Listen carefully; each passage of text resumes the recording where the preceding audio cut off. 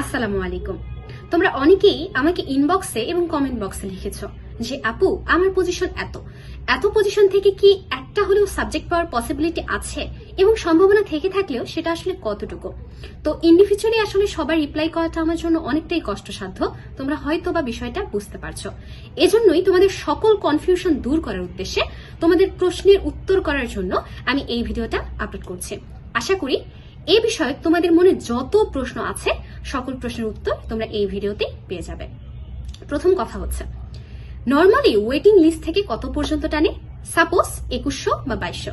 সেখানে আমি তোমাকে যদি বলি যে 2022-23 সেশনে 5800 সিরিয়াল থেকে একজন একটা সাবজেক্ট পেয়েছিল, তোমার কি বিশ্বাস হবে?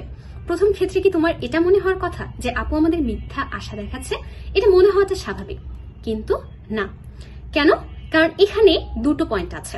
তোমাদের হয়তোবা মনে হচ্ছে যে না, ওয়েটিং লিস্ট থেকে এত পর্যন্ত টানলো, সেখানে 5800 থেকে তোমার হচ্ছে একটা সাবজেক্ট পেয়েছে, হয়তোবা 5800 আগে যারা আছে তারাও সাবজেক্ট পেয়েছে। না, ব্যাপারটা মোটেও এমন না। তোমরা বিষয়টাকে যতটা সহজ ভাবে নিচ্ছ, বিষয়টা আসলে ততটা সহজ না। ওই তো বললাম দুটো পয়েন্ট আছে। কি কি? নাম্বার 1, ওয়েটিং লিস্ট থেকে নর্মালি কত পর্যন্ত টানে, আর নাম্বার 2, যেসব সাবজেক্টের জন্য তোমাকে ভাইভা বা ব্যবহারিক পরীক্ষায় অংশগ্রহণ করতে হবে সেই সব সাবজেক্টের জন্য পজিশন কত পর্যন্ত যায়। ওয়েটিং লিস্ট থেকে কত পর্যন্ত টানবে এটা নিয়ে আমি বিস্তারিত কথা বলেছি। এখন আমি কথা বলবো ওইসব সাবজেক্টের জন্য যেগুলোর ভাইভা বা ব্যবহারিক পরীক্ষা অংশগ্রহণ করতে হয় কিংবা নির্দিষ্ট কিছু রিকোয়ারমেন্টস আছে।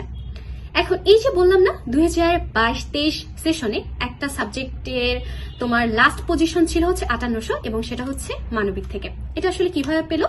এই সাবজেক্টটা হচ্ছে তোমার থিয়েটার অ্যান্ড পারফরমেন্স স্টাডিজ। এখানে দেখো তোমার নির্দিষ্ট শর্ত দেয়া আছে। ভর্তি পরীক্ষা ছাড়াও 50 নম্বরের মৌখিক ও ব্যবহারিক পরীক্ষায় ন্যূনতম 25 নম্বর পেতে হবে।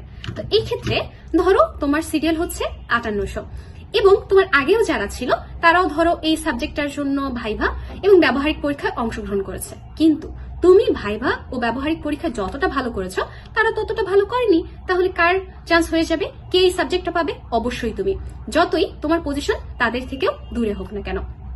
এরপর যদি বলি, এই যে আরবি যে সাবজেক্টটা আছে এটার কিন্তু নির্দিষ্ট রিকোয়ারমেন্টস আছে। দাখিল পরীক্ষায় আরবি বিষয় ন্যূনতম বি গ্রেড, অর্থাৎ তোমার আরবি বিষয়টা মাস্ট থাকতে হবে। আর আলিম বা উচ্চ মাধ্যমিক পরীক্ষায় আরবি বা ইসলামী শিক্ষা বা বাংলা বা ইংরেজি বিষয় থাকতে হবে। তো 2022-23 সেশনে আরবির জন্য সর্বশেষ পজিশন মানবিক থেকে ছিল হচ্ছে 3091, অর্থাৎ এর আগে যারা ছিল অনেকেই হচ্ছে এই শর্তটা পূরণ করতে পারেনি, যার কারণে তারা আরবি সাবজেক্টটা পায়নি এবং তুমি ওয়েটিং লিস্ট থেকে অনেক দূরে থেকেও এই সাবজেক্টটা পেয়ে গেলে। কেননা তোমার সাবজেক্টের যে নির্দিষ্ট রিকোয়ারমেন্টস গুলো আছে সেগুলো পূরণ হয়ে গেছে। আবার তোমার সঙ্গীতের কথা আমি যদি বলি, ভর্তি পরীক্ষা ছাড়াও 50 নম্বরের মৌখিক ও ব্যবহারিক পরীক্ষায় ন্যূনতম 25 নম্বর পেতে হবে।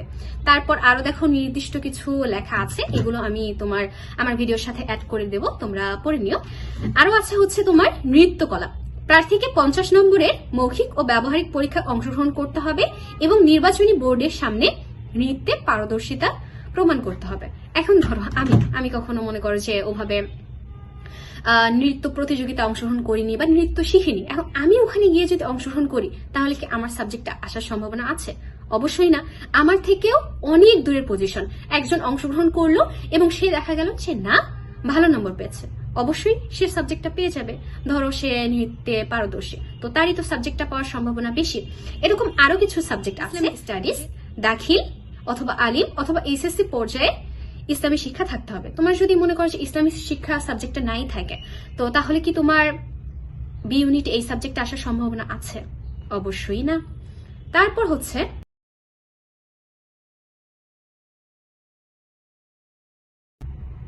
তো ব্যাপারগুলো হয়তোবা তোমরা বুঝতে পারছো যে নর্মালি ওয়েটিং লিস্ট থেকে এত পর্যন্ত টানলেও এর পরেও অনেক দূরের পজিশন থেকেও কেন একটা সাবজেক্ট পায়। আমি কি ব্যাপারটা বোঝাতে পেরেছি? তো নর্মালি তোমার পজিশন যদি এই যে ওয়েটিং লিস্ট থেকে কত পর্যন্ত টানতে পারে এর থেকেও অনেক দূরে হয়, তাহলে তুমি এই ধরনের সাবজেক্টগুলো পেতে পারো যদি ভাইভা বা ব্যবহারিক পরীক্ষায় তুমি ভালো করতে পারো অন্যদের তুলনায়, তোমার আগের পজিশনে যারা আছে তাদের তুলনায়। তো আশা করি পুরো ব্যাপারটা ক্লিয়ার। তো দেখা হবে পরবর্তী ভিডিওতে। ভালো থেকো, সুস্থ থেকো, আল্লাহ হাফেজ।